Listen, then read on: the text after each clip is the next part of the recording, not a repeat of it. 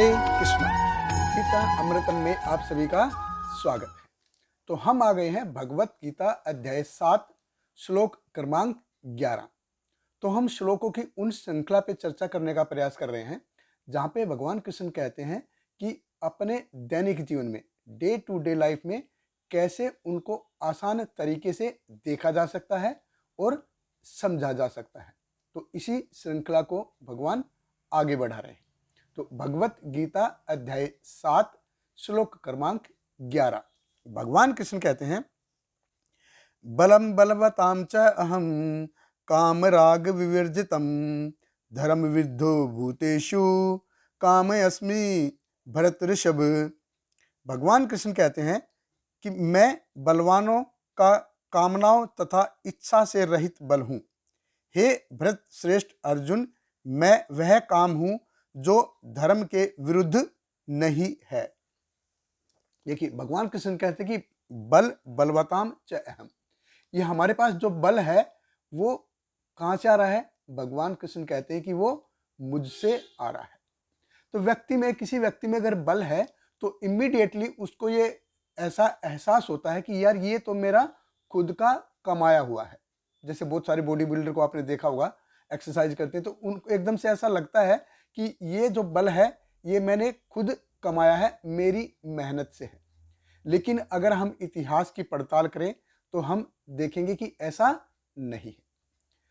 Sikandar, Alexander the great, जो 323 BC में भारत पर जिसने आक्रमण किया था और वो 300 बीसी में मर गया था, तो वो क्या है, विश्व विजेता के अभियान पे निकला था। और कुछ लोग कहते कि मच्छर के काटने से वो मर गया। बहरहाल वो कैसे भी मरा हो, लेकिन मरते समय उसकी 3 इच्छाएं थी।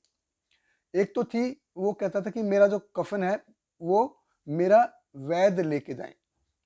दूसरा कहता था जो मैंने हीरे जवाहरात इकट्ठे किए हैं वो रास्ते में इधर से कब्र तक जब जाएं तो उसको फेंकते हुए जाएं। और तीसरा कहता है कि जब मेरे कब्र में मेरे को रखो तो मेरे हाथ जो हैं बाहर की तरफ लटके होने चाहिए और खुले होने चाहिए।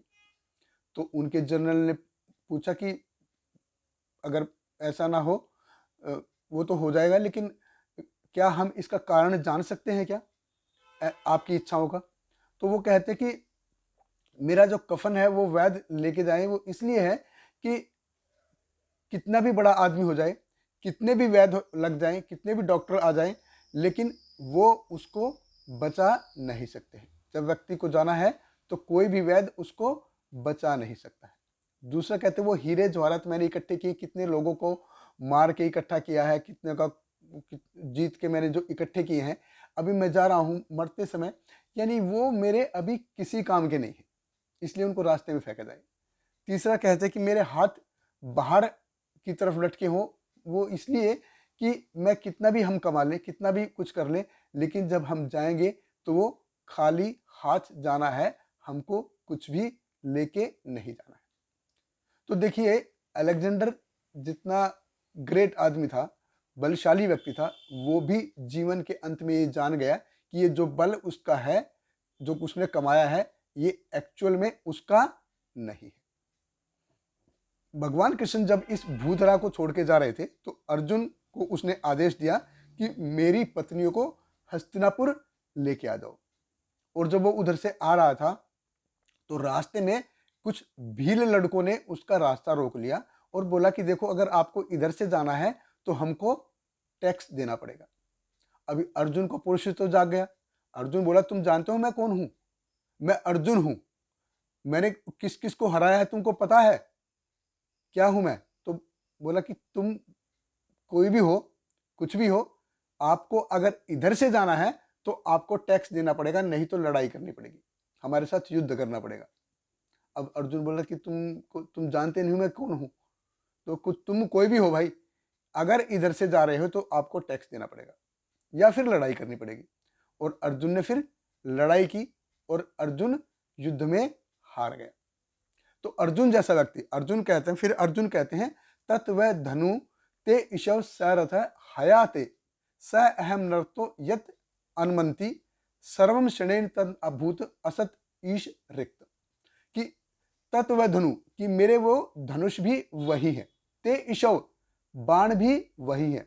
स रथ, वो रथ भी वही है। हयात, और घोड़े भी वही है, कि मैं वही रथी हूं, मेरे वही बाण हैं, वही धनुष है, वही घोड़े हैं।